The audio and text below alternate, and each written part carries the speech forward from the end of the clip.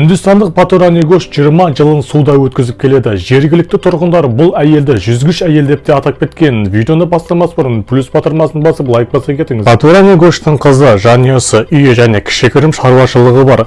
Үндістанның суларында адамдарды түрлі ауруларға шалдықтыратын микробтар бары көпке мәлім.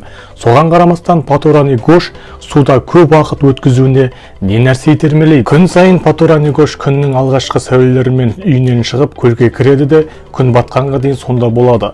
Ол жартылай тамақтан бас тартқан, бірақ шай ішеді және айына бірнеше рет күріш жейді. Патурани Гош тамақты судан шықпай шебереді. Белгілі болғандай, Патурани Гош 20 жыл бұрын тері ауруына шалдыққан, оның тересі қабынып түсе бастаған. Патурани Гош жақсы дәрігерге қаралуға, ем алуға ақшасы болмағандықтан, өзінің ауруын жеңілдету үшін осындай тәсіл ойлап тапқан. Су оның құтқарушысына айналды. Су теріні салқындатып, ауырсынуды басатын көрінеді. Патурани Гош суда кезде ештеңеден қорықпайтынын айтады. Қызық, әйел басқа ауруларды қалай жұқтырып алмаған, өйткені Үндістанның сулары өте лас болып келеді емес пе?